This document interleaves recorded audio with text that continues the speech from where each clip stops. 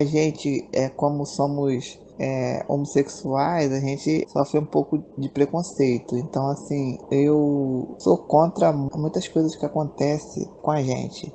E também sou a favor. A gente sofre de imediato preconceito dentro da família. Então, a gente aprende a lidar lá fora com isso. Então, assim, para estar falando, para estar me expressando, é meio complicado porque a gente fica sem palavras, né? Eu não sei nem como poder te ajudar nessa parte com as palavras corretas. Mas assim, sou super a favor das pessoas que nos apoiam, pessoas que não têm preconceito. Mas assim, sou contra as pessoas que discriminam a gente, né? Porque a gente já não tem o apoio da família. Então isso complica muito para a gente poder viver no meio da sociedade. Mas eu creio que isso está acabando, está diminuindo, que acabar não vai, né? Porque a cabeça de cada um é diferente da outra. Então é isso. A gente tem que aprender a lidar com a situação.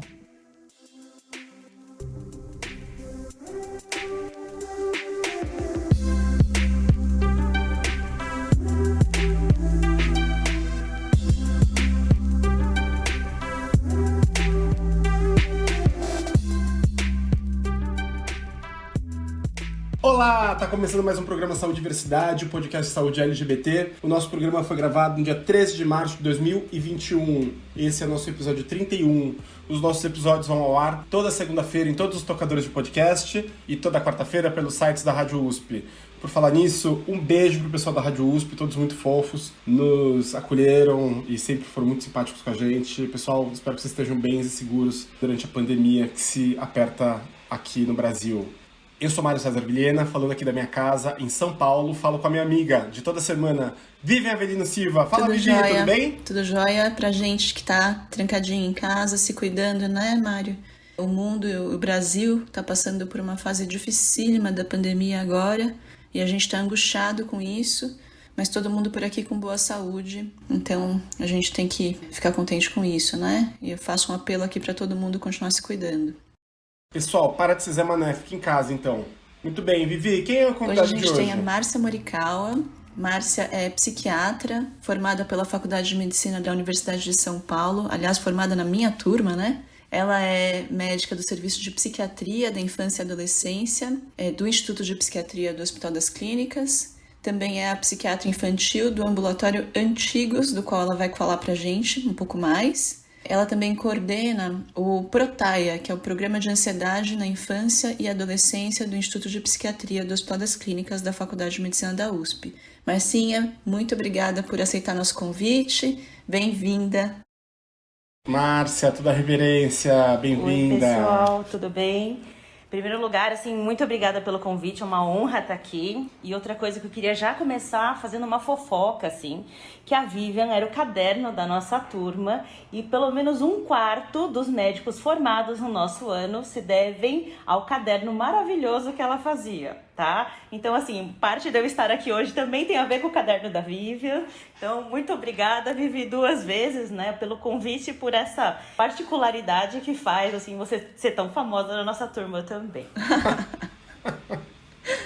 Que maravilhoso. Não é quem quis isso Marcinha, achar. a gente sempre começa o episódio pedindo para a pessoa do nosso entrevistado, né, contar um pouco sobre a sua história, sobre a sua trajetória e a sua atuação, especialmente no trabalho que tem relação com a saúde de pessoas LGBTQIA+. Então você conta pra gente um pouquinho? Claro. Bom, formação básica, né? Faculdade de Medicina da USP, fui fazer residência em psiquiatria, e aí a psiquiatria era super pesada, né? Quando eu comecei, eu falava, gente, meu Deus, o que eu venho fazer nesse lugar, né? Será que eu vou dar conta disso tudo? E aí eu conheci a psiquiatria infantil, então também, depois de fazer a psiquiatria geral, eu fui fazer a área de atuação em infância e adolescência, e aí descobri um mundo novo, assim, né? Em que as coisas são pesadas. Acho que dá para imaginar o contexto de tudo, acho que a gente vai conversar um pouquinho sobre isso hoje, mas também a maneira de a gente fazer intervenções que mudem um pouco a vida daquelas pessoas e que possam alterar o sofrimento, o prognóstico, a qualidade de vida delas, né? E aí rodei o mundo inteiro, né? Rodei o mundo inteiro da psiquiatria. Eu quero dizer, trabalhei em pronto-socorro, unidade de internação, fiz ambulatório, convênio, CAPS, tudo que vocês possam imaginar. Passei pelo HU, passei pelo GRAPAL, que tem a ver com a saúde mental dos alunos de medicina. E aí, em 2018, eu entrei como assistente do CEPIA, né, que é o Serviço de Psiquiatria da Infância e Adolescência. E ao longo desse caminho, né, desde a formatura na psiquiatria da infância, que foi 2008 até 2018, eu sempre mantive um contato muito próximo com o pessoal do Antigos, que é um ambulatório transdisciplinar de identidade de gênero e orientação sexual. Já teve a Andrea, que veio conversar com vocês, o Dani Mori, né? E sempre foi uma jornada muito paralela, porque eu tinha muitos amigos dentro do ambulatório. E quando eu entrei no CEPIA, eu falei assim, bom, o que eu vou fazer aqui dentro, né? Como é que eu vou escolher minha grade, para onde que eu vou? E aí eu falei, bom, caminho afetivo natural para mim foi ir para o Antigos, né? E eles não tinham um psiquiatra infantil. Então, por mais que era um ambulatório transdisciplinar, com vários psiquiatras e a equipe multi, assim, mas de uma maneira geral não tinha um psiquiatra infantil. E como a demanda ao longo do ambulatório foi cada vez mais dando atenção para a população em infância e adolescência, para tentar evitar que já chegasse, né, na vida adulta com tantos sofrimentos, tantos estigmas e tantas coisas, eu falei, é aí que eu vou. E conversei com o Alexandre Sadé e falei, Sadé, me aceita aí, tô querendo trabalhar, tô querendo conhecer, né, e o que eu posso fazer, como é que eu posso acrescentar para vocês, porque não é só a questão, ainda colocando muitas aspas nisso, né, trans em si, mas temos todas as comorbidades, né, todas as questões do transtorno mental, da saúde mental, que acho que a minha formação de infantil poderia agregar bastante. E aí, desde 2018, tô lá, fiz o curso, já dei aula no curso, né, tenho atendido também durante a pandemia aí grupos de pais, e tem sido uma experiência sensacional, assim, é uma coisa maravilhosa, né? E eu acho que isso, falando um pouquinho da experiência profissional, e na vida corriqueira, né, a nossa vida de todo dia, assim, tenho muitos amigos LGBTs também, né, que ao longo do caminho foram saindo do armário, né, vinham conversar comigo e vinham falar coisas assim do tipo, então, preciso te contar um segredo, é uma coisa super difícil. E aí eu falava assim, tá, o que foi? E a pessoa, não, então é porque eu sou gay. Eu falava, tá, qual é a novidade? O que mudou, né? O que acontece? Então, assim, também via que pelo fato de ser talvez mais acolhedora, por ser psiquiatra, ter essa tendência maior de escutar, aí as pessoas sempre me procuravam quando estavam para sair do armário, quando tinha acabado de sair, procurando algum tipo de falar assim, e aí, o que a Márcia vai dizer, né? E a Márcia tá aqui, de braços abertos. Então, acho que isso também fez parte do meu caminho para chegar aí onde estamos hoje. Uau, que trajetória, né? Que sorte dos amigos que é a Márcia, né? Eu tenho muitas Márcias. Quase que eu desqualifico meus amigos agora, perto de você, né? Mas todo mundo tem que ter, assim, né? Acho que um acolhimento, esse momento de poder conversar, assim, e trazer as angústias. E, assim, eu sempre fui muito aberta com relação a isso. E acho que a prática no Antigos, pelo menos, só me agregou, assim, extremamente como ser humano, sabe? Para além da parte médica toda, eu acho que como pessoa, né, como paradigmas que a gente ouve, vai desconstruindo, assim, nossa, é sensacional. Eu sou muito grata de estar lá e fazer parte dessa equipe.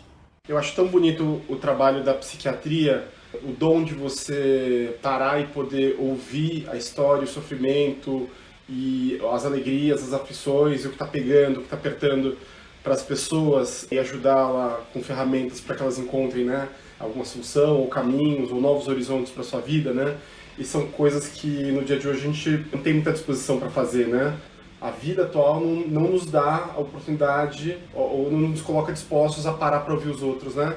E essa é uma profissão que se torna bonita nesse aspecto. Mas você sabe, também, Mário, né? Uma das coisas que me fez ir para psiquiatria, né, na escolha profissional, é que quando a gente estava no internato, a gente passa pelas diversas especialidades médicas, né?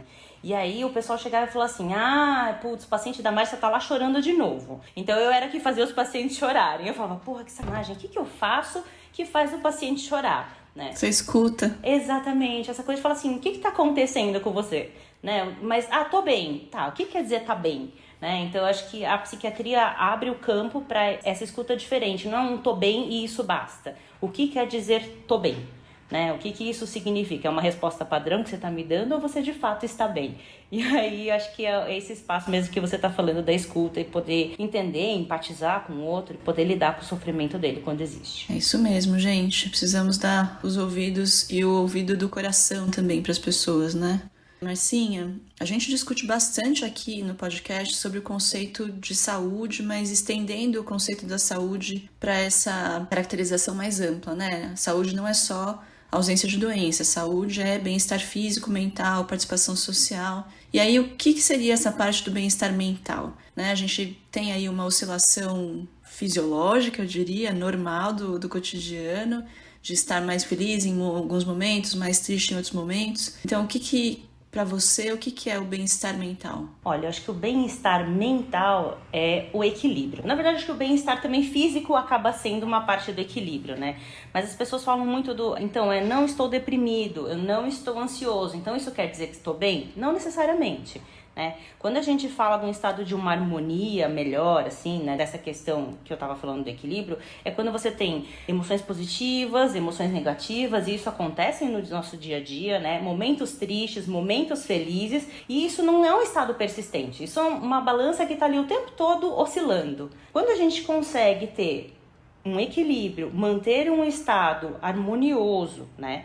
E com isso não se deixar necessariamente abalar, né? Ou de fato recorrer a uma doença, ter esse estado mental por conta de desavenças, eu acho que isso sim é o verdadeiro bem-estar, né? Adversidades todos temos no dia a dia, né? Eventos tristes, acho que essa semana aí, com esse monte de notícias que a gente tem acompanhado na mídia, né? Acho que situações próximas de familiares que estão tendo problemas também, que seja econômico, que seja de saúde, situações de insegurança, e todos nós estamos tentando manter aí essa resiliência, né? Uma palavra muito usada hoje em dia, mas acho que é tão importante.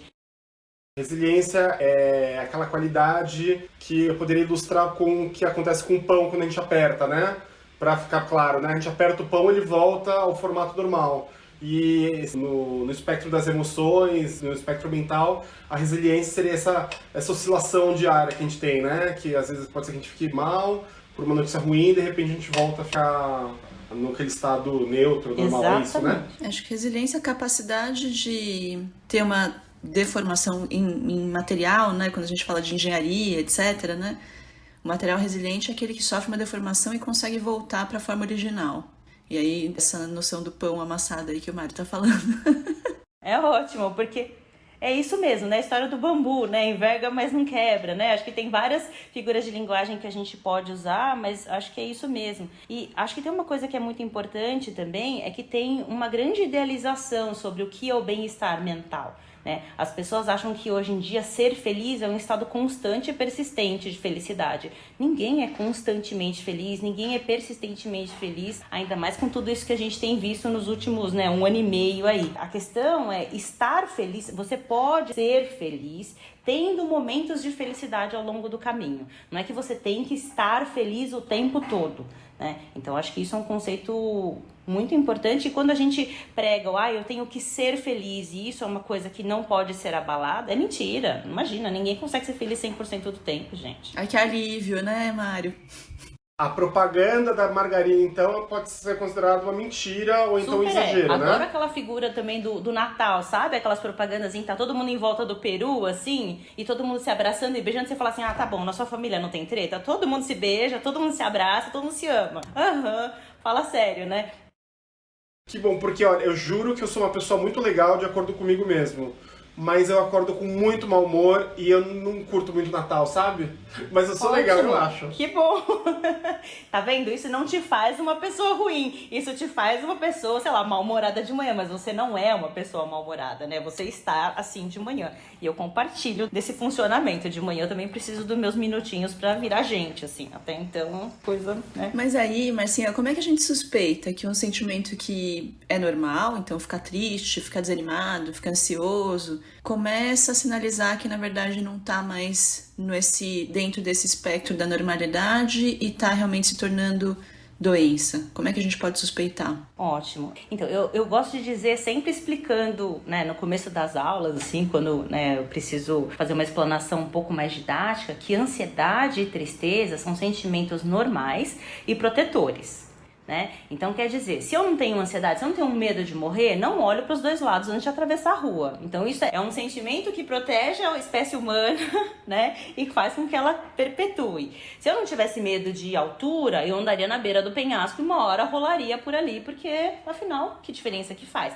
a tristeza também, né? A tristeza nos deixa mais introspectivos. Então, se a gente tem uma perda, a gente consegue parar, refletir sobre aquilo, elaborar para tentar fazer coisas diferentes. É uma esquiva ao dano mesmo. A gente vai tentar lidar com aquilo, vai poder ficar um pouco mais reflexivo para que a gente possa repensar algumas atitudes, sei lá, o fim de um relacionamento, né? O que eu fiz de errado, o que eu não fiz de errado, faleceu alguém. Essa tristeza faz com que a gente possa elaborar melhor e dar valor das pessoas que estão ainda ao nosso lado. Então, o que é o conceito de felicidade se não houvesse o conceito de tristeza, né? A gente não teria essa percepção. Uma pessoa que é feliz o tempo todo não sabe o que é tristeza. Vou pegar um exemplo médico, né? Alguém que está com o intestino funcionando todo dia não sabe que perrengue que é ter uma obstipação intestinal, né? Então, assim, a gente precisa desses contrapontos para existirem. Mas eu acho que o importante da gente ficar de olho é quando esses sentimentos passam a ser muito persistentes, né? E interferir na nossa funcionalidade. Então, assim, eu sou uma pessoa ansiosa. Eu, Márcia, sou uma pessoa ansiosa. Sou preocupada com as coisas que eu tenho que fazer. Gosto de fazer tudo certinho, metódico, né? Me preocupo se vai chover no final do dia, então fecho a janela antes de sair de casa. Isso é uma característica de personalidade minha. Agora, se eu não consigo sair de casa sem ficar checando várias vezes se a janela tá fechada ou não, né? Se eu não consigo, agora eu vi muitos pacientes nessa fase de pandemia ficarem super noiados com as compras, né? Não, eu não posso botar a compra para dentro de casa se eu não passar álcool gel. Já passou álcool gel lá no supermercado, chega dentro de casa, passa álcool gel de novo, lava as frutas antes de colocar na fruteira, né? Então, se isso começa a interferir na minha funcionalidade, no meu dia a dia, começa a aumentar a quantidade de sofrimento que eu tenho, opa, alerta vermelho. Se as pessoas ao meu redor começam a falar assim, nossa, Márcia, você tá chorando muito, né? Você tá muito introspectiva, tá meio irritadiça, assim, tá ranzinza, não tá parecido com o que você era antes. Opa, sinal da gente ficar de olho. Por quê? Isso pode ser só sintoma? Pode, né? Pode ser uma fase transitória, visto tudo isso que a gente tá vendo? Pode. Agora, o quanto disso vai me abalar, por quanto tempo, né? Qual a magnitude que isso vai alcançar na minha vida, isso sim pode começar a se caracterizar como uma doença, um transtorno mental que precisa de uma atenção. Isso pode se manifestar também por apatia, né? Porque a gente pensa no oposto de felicidade como a tristeza, né? Então a pessoa está sorrindo ou ela está chorando. Mas tem momentos em que a pessoa pode ter um problema emocional muito forte, pode chegar a ser precisar de ajuda. E isso pode ser com a completa apatia, né? Falta de vontade de fazer qualquer coisa, falta de ânimo para sair da cama. E aí esse alerta pode vir porque isso pode começar a prejudicar o trabalho, as relações interpessoais. Isso aí, Mário. etc, Quando a gente né? fala de apatia no senso médico, assim, a gente tá falando de uma ausência de emoções. Então a pessoa ganhou na Mega Sena e tipo, que legal, ganhei na Mega Sena, né? Morre alguém em casa e a pessoa...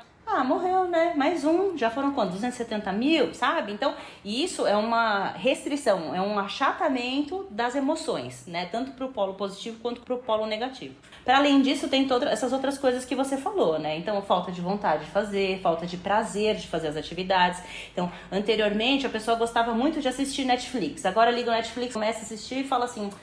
que chato, o que eu tô fazendo aqui? Tô perdendo meu tempo, né? Gostava de bordar, de fazer tricô, gostava de fazer, sei lá, atividade física e de repente essas coisas passam a perder a graça. Então, tá vendo? É uma mudança de padrão de comportamento que fala pra gente, nossa, tá acontecendo alguma coisa diferente, né? Se isso é uma coisa persistente, é uma coisa que a gente tem que ir atrás e investigar para que não se torne uma coisa maior. Joia. E quais são os profissionais que a pessoa pode procurar? Então, né? Aí a gente volta aqui no podcast a falar sobre estigma, né, sobre preconceito. Quais são os profissionais que a gente procura? Bom, se você tem um médico da família que você super confia, que você já passa com ele sempre, ele pode ser uma boa opção, né? Conversar com ele e falar, olha, tô me sentindo assim, assim, assado. Os diagnósticos iniciais podem ser feitos por esses médicos e se ele achar que vale a pena iniciar algum tipo de tratamento, ele pode te encaminhar para um psiquiatra, que é o médico que vai tratar a questão das emoções aí, ou pode até te encaminhar para uma psicoterapia. Então, casos leves podem ser encaminhados para psicoterapia, né? Porque muitos desses conseguem se resolver numa fase inicial sem a necessidade medicamentosa. As pessoas até chegarem ao psiquiatra já passaram geralmente por muitas pessoas, já chegaram tomando fitoterápico, né? Tomaram todos os Pasalix da farmácia, todas as coisas chegam pra gente falando, mas não funcionou. né? Tem alguns casos que vão funcionar, vão evoluir naturalmente, tem outros que a terapia vai dar conta, tem outros que vão chegar e necessitar de medicação, de fato. O que eu costumo falar para os meus pacientes que estão precisando de, seja terapia, seja medicamento para tratar alguma coisa de saúde mental, as pessoas tendem a ter muita resistência, né, Marcinha? Eu não sou louco, tem preconceito, né, de admitir que tem algum problema de saúde mental, tem uma barreira enorme até chegar, né, no tratamento. E o que eu costumo falar é que, gente, existe uma ciência que estuda a saúde mental, a medicina possui recursos, inclusive medicamentosos, é bobagem você deixar de utilizar esses recursos e ficar sofrendo, né? A gente quer que as pessoas fiquem bem. Então, né? Você sabe que eu recebo encaminhamento das mais diversas fontes. Desde esse paciente meu que fala assim, ai, não, vai lá, olha só, eu passei por isso. Aí faz já uma psicoeducação com o coleguinha, assim. Eu recebo indicação de dentista, que a pessoa chegou com um bruxismo ali nas alturas e fala, gente, eu não vou fazer só a plaquinha porque não vai resolver. Sua ansiedade tá horrível, seu sono tá caótico, vai procurar psiquiatra. Não, psiquiatra? Não, imagina, doutor, você tá exagerando. Não. Então eu tenho, por exemplo, um amigo dentista que já me encaminhou o paciente e falou assim, só volta aqui pra fazer a plaquinha depois que você cuidar da sua cabeça. Bruxismo é quando você fica mordendo o dente à noite, né? Fica prendendo o maxilar com muita força para até quebrar o dente. E se você quebra o dente, às vezes é pela raiz e tem que fazer implante. Então é bem grave mesmo, né? Então tem pessoas que por conta da tensão vão lá pro dentista procurar esse tipo de ajuda e vêm parar no psiquiatra. Tem outros, por exemplo, eu só quero emagrecer, né? Na pandemia eu comi muito, eu não fiz atividade física, eu só quero emagrecer e vou pro endocrinologista. O endocrinologista chega lá, tem compulsão alimentar, tem um transtorno de ansiedade generalizada que tá fazendo a pessoa comer o dia inteiro, o tempo todo, e aí fala, bom, olha, só te dá, sei lá, um Ozempic não vai resolver, entendeu? Você vai precisar tratar a sua ansiedade, porque não adianta aumentar a sua saciedade se você não melhorar a cabeça e a vontade de comer. O Ozempic é uma medicação injetável, que é um análogo aí do GLP-1. O importante é entender que ele faz com que a gente sinta saciedade muito mais rápido, né? E aí tende a comer menos. Então é um remédio de emagrecer que tá na modinha. Que é usado em muitos países para diabetes, né, também, diabetes tipo 2, e tem alguns lugares que são liberados para poder ter perda de peso. Mas muitas vezes os pacientes vão parar no endócrino por conta, né, pedindo um remedinho para emagrecer, e a solução é cuidar da ansiedade, né, ou cuidar do transtorno depressivo, que está fazendo a pessoa comer mais doces, descontar nos carboidratos, porque aumenta a sensação de bem-estar mesmo.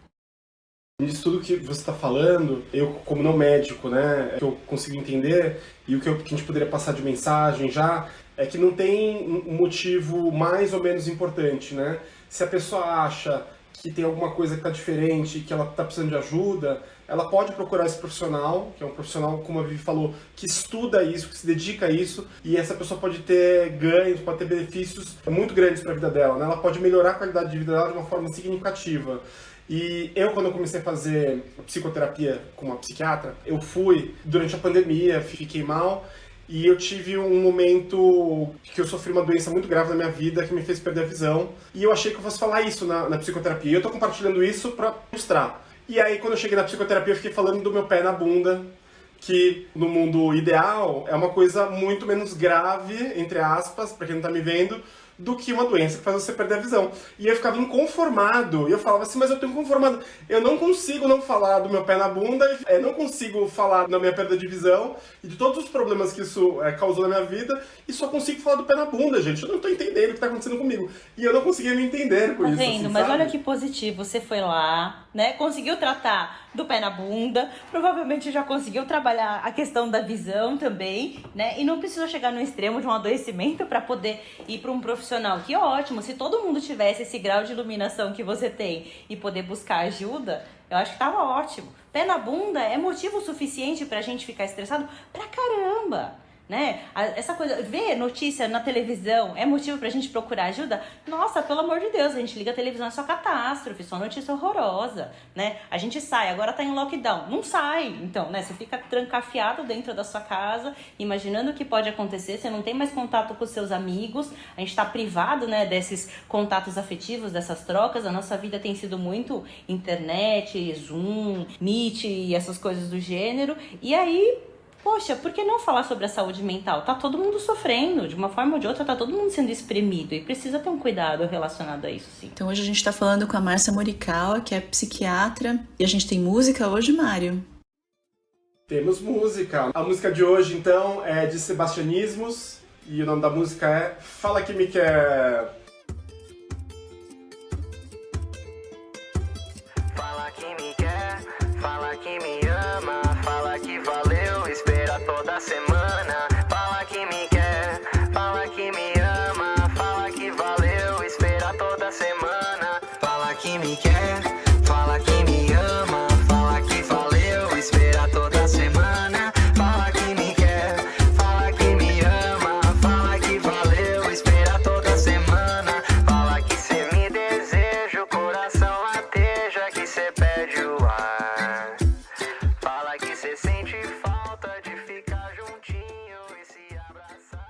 Muito bem. Márcia, e ainda dentro desse tema que a gente está falando, sobre saúde mental e ajuda profissional, mas especificamente para as pessoas LGBTQIA+, há um risco maior ou uma tendência maior para o desenvolvimento de problemas de saúde mental nessa população? Então, eu vou até aproveitar aqui e citar o próprio podcast, né, que eu tava ouvindo esses dias aí, tava maratonando tudo que vocês tinham conversado e falado aí. E no podcast 12, né, que vocês convidaram o Branquinho, ele fala bastante, né, sobre a questão da saúde mental. Foi super legal, assim. E é óbvio, né, que a população LGBTQIA+, tem um maior sofrimento do que, enfim, eu vou colocar com relação aos adolescentes e às crianças, né.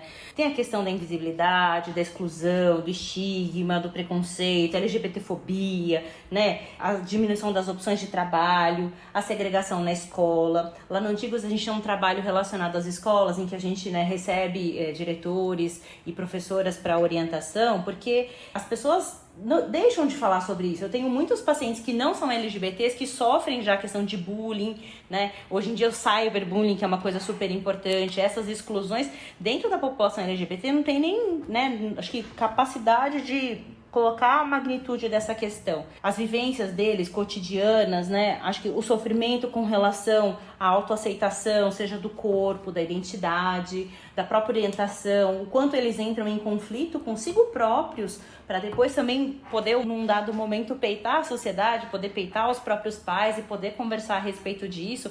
Então, é uma população que está em extrema situação de vulnerabilidade e a gente precisa cuidar muito deles, sim, para que eles não adoeçam tanto quanto a gente ainda tem os indicadores de adoecimento nessa população, né? A gente sabe que tem aumento de depressão, taxas de suicídio, transtornos de ansiedade, aí abuso de substâncias, essas coisas todas, e acho que a gente tem que bater sempre na tecla do quanto é importante a gente lutar para que isso não aconteça, né? Ou que se acontecer, que eles tenham acesso à saúde também e que possam buscar atendimento, seja psicológico, seja psiquiátrico, para poder ter um suporte. Tem uma pesquisa aí nacional, né, do ambiente educacional, que foi coletado os estudos em 2015, que fala um pouquinho assim do quanto essa população está mais vulnerável à agressão verbal, à agressão física. Eles pesquisaram alunos do ensino fundamental e médio entre 13 e 21 anos e assim, 76% deles tinham recebido agressões verbais por conta da orientação sexual, 68% por conta da identidade de gênero, né? Agressões físicas giravam em torno de 27%, 25%. Então, olha que gravidade. Você tá lá, naquela fase da adolescência, querendo ser aceito pelos seus pares, achando que é super importante ter uma identidade de grupo, né? Vestir parecido, gostar das mesmas coisas. Hoje em dia, essa história de Now United, ou fazer os videozinhos do TikTok. E aí, você é agredido pelo cara que tá do seu lado, né? Porque o cara não se entende, porque o cara tá reproduzindo algum conceito familiar, porque tá reproduzindo o discurso do grupo, enfim, que seja. Mas olha como essa população tá mesmo vulnerável. Então, assim, a gente precisa tomar muito cuidado e ter muita atenção, porque, de fato, tá nas nossas mãos ajudar esse pessoal. Um dado relevante é que, primeiro, quando a gente fala da sigla LGBTQIA+, nunca é demais falar, cada letrinha significa um universo específico de pessoas. E, estatisticamente, as pessoas da letra T, as pessoas trans, homens e mulheres trans, eles sofrem muito bullying, preconceito, violência na nossa sociedade, são expulsos de casa, não têm trabalho, são expulsos da escola. E aqui faço um apelo, talvez como humano para as pessoas. Tem um sentimento, que eu acho que é um sentimento bonito, pelo menos a palavra é muito bonita, ao meu ver, que é a palavra compaixão, né? Se a gente estiver martelando um preguinho na parede e uma mão martela a outra, a mão que foi martelada não vai bater na outra, ela vai acolher, né? E esse acolhimento de um dedo no outro, de uma mão no dedo martelado, eu acho que é o que representa o sentimento da compaixão. E a gente podia pegar essa figura, essa alegoria, e tentar pensar nisso para a nossa sociedade. A gente precisa tanto disso, e não tem, né? A gente só consegue pensar a diferença com violência na nossa sociedade. E a gente precisa parar e pensar nessa figura do acolhimento. Exato, né? Eu acho que uma coisa muito bonita de trabalhar com a população trans é que quando eu cheguei, eu peguei toda a rapa dos pequenininhos, né? E falei assim, opa, então o pessoal não entende de criança, eu vou pegar e vou começar a trabalhar com eles. E aí chegavam crianças de 3 anos de idade, que os pais estavam desesperados, falando, pelo amor de Deus, a minha filha tá dizendo que é menino. E assim, eu não sei lidar com isso. Então assim, né, tem muita gente da sociedade aí falando, não, isso daí é um discurso dos pais, que a criança com 3 anos de idade não sabe o que ela é, o que ela quer, o que ela quer vestir. Sabe sim, né? A gente, por livros de desenvolvimento, todos os estudos que a gente tem, nessa idade a gente não tem uma consolidação ainda de identidade de gênero, papel de gênero, mas essas crianças chegam pra gente falando, eu não sou princesa, eu sou príncipe. Eu não quero me vestir com a roupinha cor-de-rosa. Eu não quero assim, eu quero ter um nome Y, sabe? E os pais de cabelo em pé falando, meu Deus do céu, o que eu faço com isso? Como é que a gente vai lidar com essa situação? Eu tive todo o chá revelação, né? O chá de bebê, todas as expectativas do neném. E aí agora, como é que eu vou lidar com essa criança? Como é que eu vou proteger ela de si própria? Como é que eu vou proteger ela do mundo?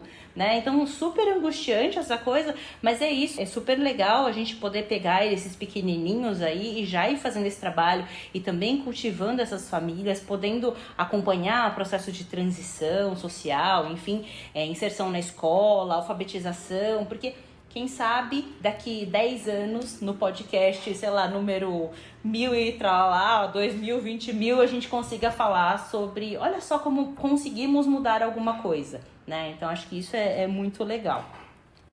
Ô Vivi, Márcia, eu tenho um comentário. Vou abrir o jogo pra vocês e pro Brasil inteiro. Gente, eu acho chá revelação uma coisa muito brega. E revela o quanto nosso país é machista, misógino. Porque você fica lá torcendo pra ser uma coisa ou outra. E aí se for menina, leva tudo da Barbie, sei lá, da Rosa, Choque. E aí causa esse sofrimento, entendeu? Meu, vai se catar, deixa a criança ser o que ela quiser. E tipo, e se ela não corresponder à sua expectativa, papai que queria uma filhinha rosa e ela quer uma coisa azul, você vai causar um sofrimento pra ela, entendeu? Só porque ela te frustrou, porque você ficou lá com aquela coisa que tá dentro de você, que é um bebezinho, um fetinho, gerando um montão de expectativa. Para com esse negócio de revelação. E você sabe que eu vou te contar que tem mães de crianças trans que nasceram biologicamente meninos e se identificam como meninas, e aí fizeram a transição social e chegam no grupo de pais e falam assim, gente, mas minha filha, ela gosta de animal print, ela gosta de roupas pretas, como assim? Eu queria comprar um tutu rosa pra ela e ela não aceita, né? Então, quer dizer, isso tá muito arraigado, mesmo dentro das famílias que tem uma complacência maior, que conseguem, né, aceitar, ver com olhos diferentes, pra você ver como esses conceitos estão enfiados lá, assim, lá no submundo, né, do inconsciente. Então, concordo com você, também acho super brega, mas enfim. Então, e aí o que eu fico pensando, Marcinha, é que essas famílias que chegam para vocês no Antigos, né, no ambulatório, elas, por um lado, têm um grande privilégio, porque não são todos os lugares no Brasil que têm serviços com a qualidade que vocês oferecem, né? E muita gente fica desamparada do ponto de vista de orientação e tratamento. E, além disso, também tem um viés de seleção, né? Quem consegue chegar, ou quem tem a abertura para chegar no Antigos, já está inclinado a eu quero receber apoio, eu quero ter uma melhor orientação, né? Tem aquelas pessoas que têm tamanha recusa, tamanho bloqueio, que sequer querem só corrigir via, sei lá, tratamentos espirituais, ou porrada, ou, né, outras formas de tentar lidar com o problema que, enfim, causam muito sofrimento. Então, por um lado é muito bom, mas por outro lado é triste, né? Porque a gente sabe que tem gente que não consegue chegar. Acho que não é à toa que o Brasil é o país que mais mata a população trans e travesti no mundo, né? É isso mesmo, assim, quem chega pra gente já tem uma certa abertura para discussão do assunto. Quantos estão estigmatizados, quantos estão apanhando mesmo da família para ver se vira homem aí na vida, né? Então, quer dizer, estão sofrendo esse preconceito dentro da própria família e aí vão ter que recorrer futuramente a viver na rua, recorrer à prostituição, a baixa escolaridade, a baixo acesso a sistema de saúde, vão fazer procedimentos, hormonização por conta, procedimentos estéticos, que são, a gente conhece as bombadeiras e tantas coisas assim, né? E não vão morrer ao longo do caminho também por conta dessa negligência do sistema a essas pessoas, de identificação e apoio a essas pessoas. Então, de fato, você tem razão, assim, a população que a gente lida tem todos os seus conflitos, mas também já é, assim, a nata, né? O pessoal conseguiu chegar num grau diferente de aceitação mesmo. Marcinha, dia 20 de março, daqui uma semana exatamente, é o Dia da Felicidade, né? E vamos voltar então a falar sobre esse tema. E aí, nesse momento que a gente está passando por um problema tão gigante, né, no mundo, que é a pandemia, como é que tem sido a rotina dos profissionais de saúde mental? Então, né? Como é que tem sido a rotina? Eu acho que eu sou um pouco atípica. Na época em que a coisa no ano passado estava pegando fogo, a primeira vez que estava pegando fogo, né? Eu estava lá na psiquiatria infantil, os ambulatórios diminuíram atendimentos, eles proibiram atendimentos de grupo para evitar a propagação do coronavírus entre os pacientes e a equipe, enfim. E eu fui pro HCzão, né? Eu fui trabalhar lá na psiquiatria linha de frente, com interconsulta, e a gente tinha uma enfermaria onde chegavam os pacientes que estavam internados em hospitais psiquiátricos da rede e que tinham sintomas respiratórios e acabavam vindo pra gente e ficando em, sei lá, no período de 14 dias, pelo menos, até poderem retornar ao seu serviço de origem ou até a gente conseguir resolver a situação de fato. Então, tive essa experiência, né, que foi um pouco diferente dos meus colegas, eu acho que em geral. Para além disso, né, a gente teve que se adaptar à realidade de teleatendimentos, seja mesmo no HC, né, para não desassistir os pacientes, seja no âmbito privado, no consultório. Então começou, o CFM autorizou, né, que a gente começasse a fazer essa modalidade de atendimento. E assim, o psiquiatra não pode nem reclamar, né, porque como a gente faz pouco exame físico, né, não tem que estar necessariamente auscultando o paciente, enfim, a gente ainda consegue fazer essa modalidade, mas foi uma adaptação bem difícil, porque tempo de tela pra gente é super complicado, a gente ficou o dia inteiro na frente do computador. Pra mim, por exemplo, para avaliar crianças com TDAH, TIC, é super difícil. Crianças menores de 10 anos de idade não ficam na frente da tela, todo mundo que tem filho aí sabe. TDAH é transtorno de déficit de atenção e hiperatividade, né? E tique são aqueles ruídos, pode ser tique fônico ou tique motor, né? Os cacuetes que as crianças têm. Mas aí eu preciso ver o corpo inteiro da criança. Eu tô ali, né, durante a entrevista com os pais, tô observando a psicomotricidade, né, a movimentação da criança, os ruídos que ela emite, como ela fala, a dicção e todas essas coisas. Então é uma avaliação super global. E com esse quadradinho aqui na tela, a gente não consegue ver muita coisa, né? Então a gente teve que fazer uma super adaptação, assim, com relação a isso. Outra coisa também, os grupos, no começo, que foram todos suspensos, ao longo do caminho, vendo que a questão da pandemia não ia se encerrar tão brevemente, a gente começou a inventar modalidades de atendimento online de grupos.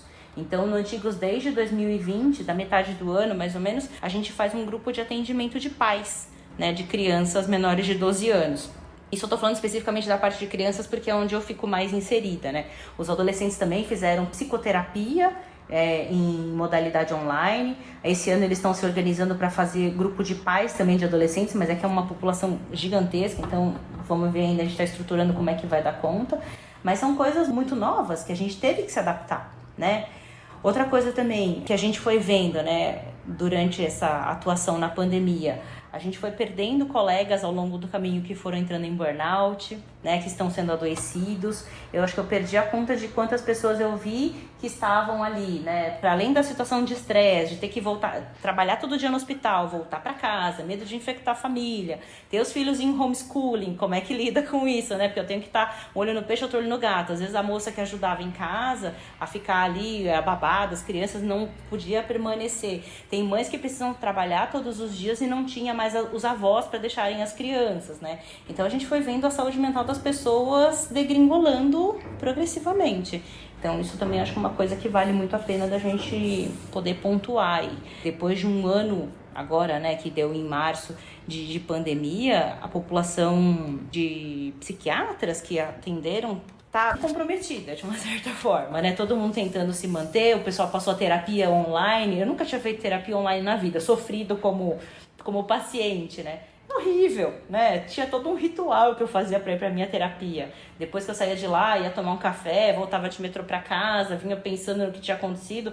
Agora eu faço terapia de casa. E aí daqui a pouco tá entrando meu marido pela porta e eu tô chorando porque eu tava falando, sei lá, alguma coisa que ele não fez pra mim. Aí eu tenho que falar, meu Deus, dá licença, eu tô na terapia. Tipo, vaza, vai pro outro lado, entendeu? Então a gente teve que se adaptar muito, mas é isso, as pessoas sofreram muito, né? Então olha que coisa, né? A gente está num episódio do nosso podcast falando do Dia da Felicidade e a gente está enfrentando um momento da história mundial muito difícil. Talvez tão difícil quanto foi a Segunda Guerra Mundial, né? Em que a gente vê 5 aviões, aqui no caso brasileiro, de pessoas morrendo todos os dias, em que a gente vê pessoas próximas a nós morrendo, em que os profissionais da saúde estão super estressados, em que as pessoas, os trabalhadores, estão se expondo e os trabalhadores de diversas áreas, algumas vezes, não tem como não ir trabalhar e se expor em ônibus apertado. Muitas vezes algumas mães não tem como deixar a criança em casa porque ela tem que trabalhar, sei lá, como empregada doméstica. A enfermeira do hospital às vezes tem que cuidar dos filhos e tem que trabalhar no hospital. Existe alguma coisa que a gente possa fazer, considerando todo esse panorama, para a gente se sustentar ou manter a saúde mental, ou pelo menos garantir um pouquinho, você pegar um pouquinho dessa felicidade que está sendo lembrada nesse Dia da Felicidade? Então, Márcio, eu tenho até uma passagem de um livro que eu deixei selecionado aqui, eu falei assim, em algum dado momento acho que eu vou ter a oportunidade de contar esse trechinho para eles, então me dá a oportunidade de ler aqui para vocês. O autor escreve assim, né? Eu me espremo no vagão do metrô. Há uma multidão à minha volta. Eu posso me irritar ou pensar que é divertido não precisar segurar-me em nada. As pessoas reagem à mesma situação de formas diferentes. Se olharmos mais de perto, vamos ver que não é a situação que está nos incomodando, e sim a nossa forma de enxergá-la. Então, assim, estamos passando por tudo isso, mas é o que a Vivi falou no começo do podcast, né? Tem um lado, assim, que, poxa, tá super difícil. Pro pessoal que é infecto, tá um caos, né? Tá super difícil. Mas, olha, estamos todos com saúde, né? A gente tá aqui podendo bater esse papo, conversar sobre saúde mental, cada um na segurança da sua casa, né? Podendo fazer terapia, alguns, né? Então, recorrer a amigos, mesmo que seja de uma forma online. Então, assim, sim, tá um caos, mas acho que até esse caos nos traz a noção de que o quanto a gente também pode ser feliz, né? Eu sou feliz de ter meus bichos de estimação, eu sou feliz de ter uma avó de 93 anos que tá bem, que não pegou o coronavírus. Eu sou feliz de ter um trabalho, não ter perdido esse trabalho, ter podido trabalhar, na verdade, mais durante a pandemia e ter prestado assistência para pessoas que, se eu não tivesse ido, não teriam provavelmente conseguido algum acesso à saúde. Eu sou feliz por ter conseguido me adaptar à tecnologia e poder fazer um atendimento diferente dentro do que é possível. Acho que não na excelência do que eu gosto, mas assim, dentro do que é possível. Então, é um caos, né? Eu acho que a gente é testado na nossa resiliência todos os dias, né? Mas a gente também precisa parar de vez em quando e refletir, falar assim, tudo bem, eu tô aqui, o panorama do Brasil é uma catástrofe, mas qual que é a minha parte nesse latifúndio, né? O que eu tô fazendo, o que eu tenho de bom, o que eu não tenho de bom, e o que eu não tenho de bom, o que eu posso melhorar, né? Então, eu tenho políticas governamentais controversas que falam, não usem máscara. Poxa, como não? Se eu puder, eu, Márcia, como cidadã, chegar e falar para a pessoa que está do meu lado ali com o nariz de fora, falar assim, desculpa, sua máscara você está usando errado, você tem que tampar o seu nariz, eu tô fazendo a minha parte, né? Então, acho que talvez essa pessoa vai, num dado momento, se tocar, não sei, pode ser que não, mas se ela se tocar, ela pode propagar essa informação pra frente. Acho que essas coisas podem melhorar. Quando um paciente meu chega e fala assim, olha, eu lavei minhas compras, eu deixei ali, eu tive que lavar as frutas milhões de vezes, tô lavando o fardo de papel higiênico. Eu falo, gente, fecha esse fardo de papel higiênico ali, sabe, no banheirinho, na área de serviço, e depois, você não vai precisar dele agora, vai? Então, depois você usa ele, o vírus morre, entendeu? Dá pra entender? E aí, se eu amenizar um pouquinho do sofrimento dessa pessoa, talvez seja uma coisa boa, né? Seja um momento feliz. Então, acho que talvez a gente tenha que se apegar nessas pequenas coisas do dia a dia, né? Nesses momentos de estar feliz ou de estar fazendo uma coisa boa para as outras pessoas, para poder sobreviver. Porque é isso, nos resta sobreviver, né? O que me chama a atenção da sua fala é que você falou em fazer alguma coisa pela comunidade, e eu compartilho com você esse sentimento. Quando eu estou muito mal, e eu fico tentando fazer coisas para tentar transformar o mundo em um mundo menos pior, ou tentar fazer com que menos pessoas sofram, sabe? E isso me faz bem no final do dia, me afaga um pouco o coração. E eu tento muito, durante a pandemia, preso no meu escritório. Eu tenho privilégio, eu me sinto uma pessoa privilegiada porque eu tenho uma vista boa, São Paulo, e eu tento em algum momento treinar a minha vista, e a minha vista é o meu olhar mental, e às vezes quando eu tô com um problema muito intenso, assim, aquela coisa, aquela desgraceira, sabe, morreu alguém, fulano perdeu o emprego, tipo, aquelas coisas que não tem solução, tipo, é respirar, assim, né, e olha pro horizonte, sabe, e fala assim, como eu vou recomeçar, né, como eu vou arranjar energia pra tentar encontrar uma solução pra mim mesmo, né, eu também falei, né, no episódio que a gente gravou sobre a história do Saúde e Diversidade, Mário, quanto esses momentos, a gravação do podcast, por exemplo, que é o momento em que a gente se permite ouvir uma pessoa que a gente admira, que tem um conteúdo para informar e para a gente aprender, ou os momentos de estar com pessoas que a gente gosta, resgatar a escuta, né, qualificada, resgatar uma conversa com afeto, que a rotina maluca do dia a dia faz a gente perder, né, muitas vezes, que essas são pequenas coisas com grande valor que fazem a gente conseguir realmente continuar caminhando, né? Nesse momento que tá tudo tão difícil. E para não alongar muito, porque a gente tem mais coisa para falar, eu ia viver nessa militância que a gente tem de falar de um assunto tão delicado para o nosso país conservador, que são as temáticas relacionadas ao universo LGBTQIA+. Às vezes a gente encontra na arena pessoas que não estão tão abertas para essa temática. E às vezes quando eu vejo pessoas que pensam muito diferente do que a gente pensa, né? Elas têm um modo de ver o universo LGBTQIA+, não entende o que é isso, não entende a saúde, não entende os dramas que vive a população LGBT, e de repente, depois de uma fala inteira nossa, a pessoa chega e fala assim, gente, muito obrigado pelo que vocês falaram, eu não entendi ainda, mas vocês abriram uma porta pra mim, e eu acho que eu vou tentar entender mais, vou estudar esse assunto, estou mais sensível a esse tema, eu falo assim, nossa, puxa vida, né, tipo, ganhei um momento da minha vida, que bom. Mário tá falando isso porque a gente teve um momento assim ontem, né, Mário?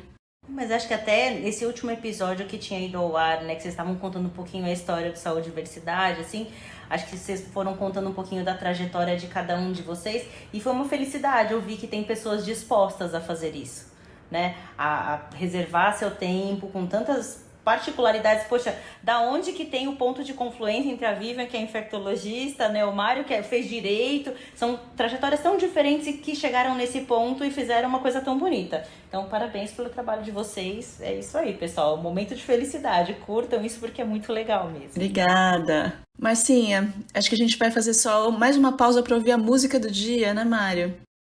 Hoje nós estamos ouvindo música de Sebastianismos. A música é Fala Que Me Quer.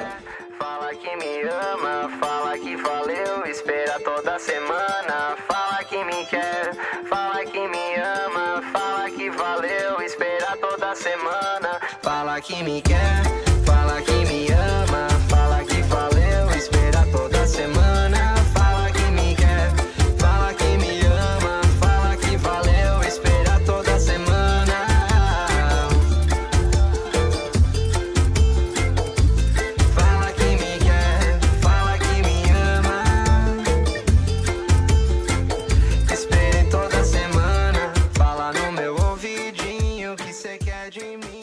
Se você quiser conversar com a gente, você pode mandar mensagem pra gente através das redes sociais, através do @saudiversidade, Twitter, Instagram, Facebook, ou um e-mail pro saudiversidade@gmail.com. Marcinha, acho que você começou a falar um pouquinho sobre cyberbullying, né, e o quanto os adolescentes especialmente sofrem com isso. E aí eu acho que eu queria falar então esse tema da internet, como a felicidade na internet, nas redes sociais, etc, pode ser uma coisa bem artificial, né? Então tem pessoas que têm uma tendência de mostrar só os momentos perfeitos, né? O Natal em volta do peru, a mesa arrumadinha, né?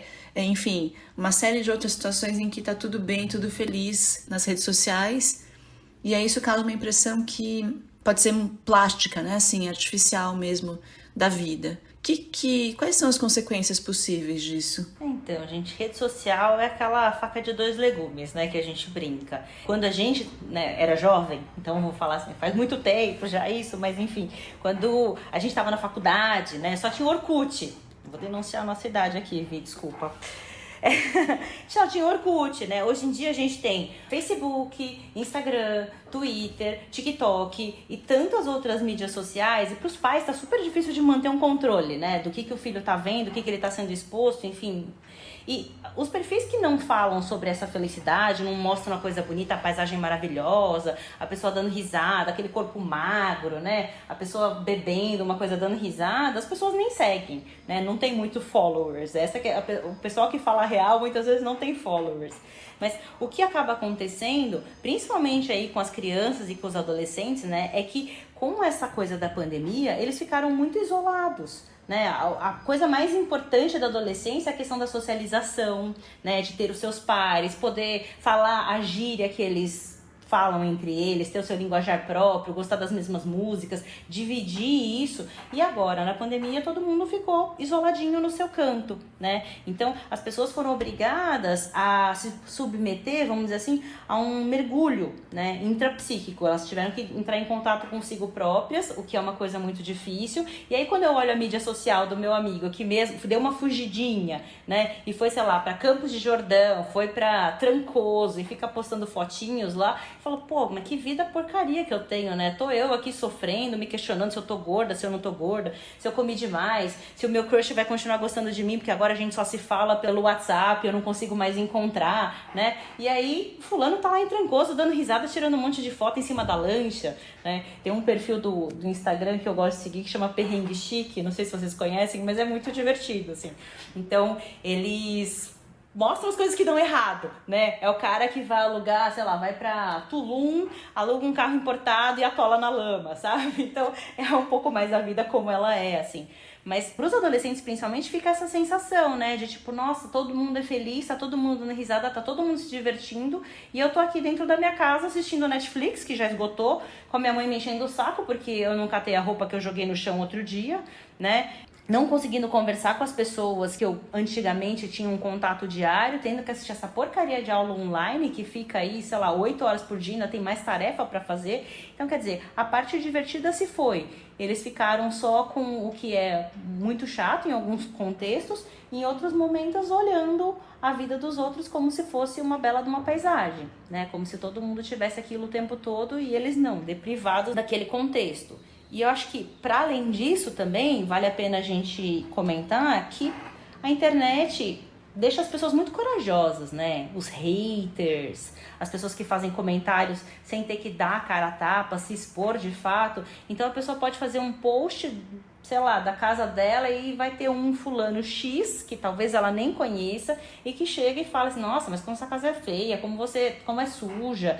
E vai falar um monte de coisa e vai pegar carona nisso, e às vezes, quanto mais projeção as pessoas têm, mais haters elas têm também, a gente sabe disso, e a gente acaba vendo esses contextos em que a pessoa pode acabar se sentindo muito mal mesmo, e às vezes até a gente tem casos de adolescentes, né, que chegam a cogitar suicídio, essas coisas todas, pela não aprovação na mídia social. Então, o quanto isso é muito perigoso mesmo, né?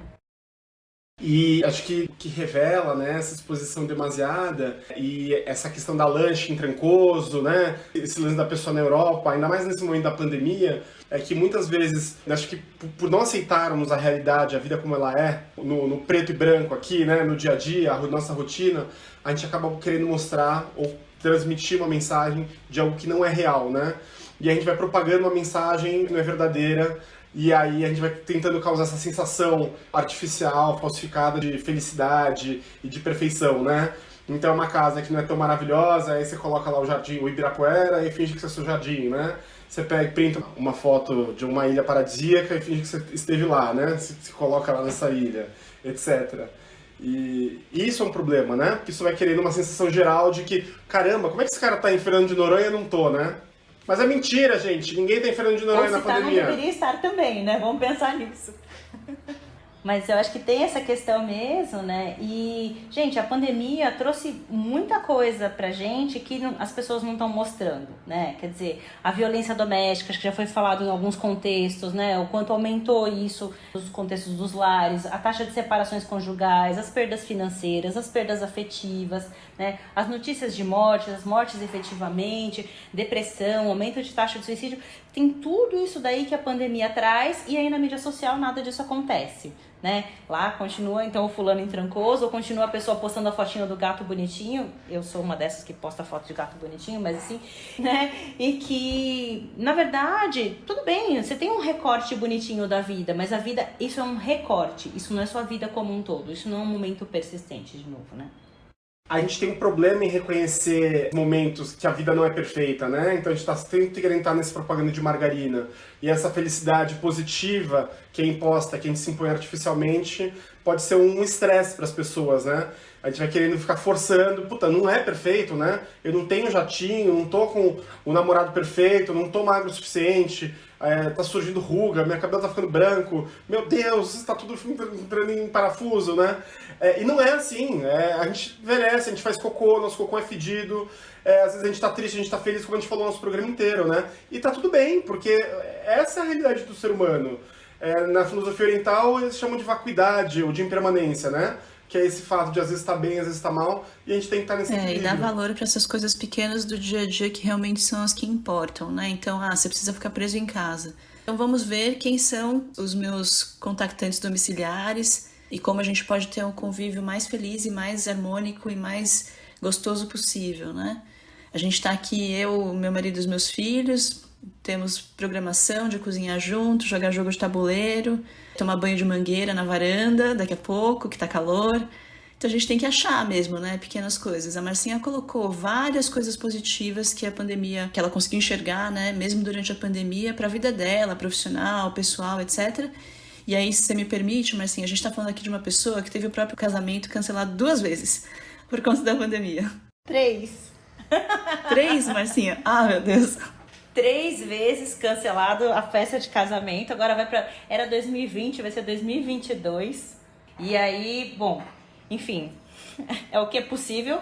A gente não quer fazer uma festa para 5 pessoas, a gente quer reunir os amigos de fato e encontrar, né? Mas também, olha só, vamos lá, pelo lado positivo. Eu tô grávida. E foi uma coisa assim de, meu Deus, pandemia, como assim? Vai ser um nenê da pandemia? Vai ser um nenê da pandemia, né? Mas é isso, olha, moro com meu marido, né? A gente vai agora ter um nenê e vai ter que se adaptar à realidade aí de como é que funciona. E o casamento vai ser, sei lá, talvez ela esteja entrando com as alianças na mão, vai saber, né? Acho que a gente tem que já sofrer no começo por conta desse adiamento, agora já, tipo, tá, tudo bem, vamos lá. 2022, 2023, já não faz diferença nenhuma. Ai, não sabia, Marcinha, parabéns. Muito parabéns. bom, que alegria. Você sabe que, para terminar o nosso assunto, né, o evento que mais revela a falência da nossa sociedade e como a gente não consegue lidar com a nossa vida e a gente fica tentando montar artifícios para meio que transformar e criar uma felicidade artificial é o happy hour. E aí, quando existia vida e quando existia mundo, eu falava segunda-feira de manhã. Gente, o happy hour é agora, segunda-feira de manhã. É claro que eu não achava segunda-feira de manhã o melhor horário da minha vida, mas é que happy hour, sexta-feira à noite, quer dizer que você se lascou segunda, terça, quarta, quinta e sexta, e finalmente você se livrou daquela semana infernal, e aí sexta-feira você vai ter um momento de felicidade, né? E isso serve pra férias, aposentadoria, né? A gente fica sempre projetando a felicidade para um outro momento que não é agora. E acho que a gente treinar a visão e nosso pensamento pra gente tentar identificar o que de simples eu posso fazer na pandemia, como um banho de mangueira, ou ficar com a família, ou tentar evitar um conflito, pra gente não sofrer e pra gente transformar aquele momento do mais agradável possível, dentro das condições que nós temos, é o que a gente pode fazer pra gente ser feliz, pra uma felicidade simples, não artificial. Porque Fernando de Noronha é mentira, pessoal. De novo, é mentira. Não acreditem. Não, e vamos pensar, né? Hoje, olhando pra trás, meu happy hour, na verdade, era quando eu podia almoçar com mais de 5 pessoas num restaurante de quilo, ali na hora do intervalo do HC, entendeu? Entre HC e o consultório. Mas olha só, né? Eu não vejo a hora de poder aglomerar de novo com as pessoas. É isso, fazer aquelas troquinhas que eram tão corriqueiras, assim, mas olha que gostoso, né? Ai, que legal. Bom, gente, Marcinha, agora a gente vai chegar num momento cultural do nosso programa, que é o momento...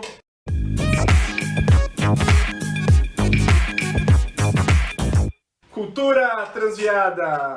Nesse momento, Vivi, nosso convidado, você, Marcinha e eu, trazemos dicas culturais. Começamos todos os programas fazendo a honra da casa para nossa convidada mais do que especial, nossa psiquiatra, Márcia. Você tem alguma dica de livro, filme, série, ou que você quiser dar de dica para os nossos Gente, tava ouvintes? fuçando, assim, de todas as dicas maravilhosas que o pessoal deu, assim, fala assim, não posso repetir, não posso repetir. E aí eu vi que ninguém recomendou o livro da Luísa Marilac, Eu Travesti. Não sei se vocês conhecem. Nossa, é um livro sensacional, né, que conta a história da vida dela. Foi escrita pela Luísa Marilac com a ajuda da Nana Queiroz, da editora Record, de 2019. E ela conta a trajetória da vida dela, como é que ela se descobriu, né, como uma mulher trans, como é que foi a vida dela, os caminhos que ela teve que percorrer, prostituição, sair do Brasil, silicone industrial e todas essas coisas. E é um livro muito tocante, assim, eu chorei algumas vezes lendo esse livro e me fez seguir a Luísa, né, nas redes sociais, assim, e você vê o bom humor dela, né, a felicidade que ela tem com toda essa história de vida super sofrida que ela passou. Então, acho que é um livro que vale muito a pena, ele é super curtinho, mas é muito bem escrito e eu super recomendo. E aí também pensei num livro um pouquinho mais técnico, né?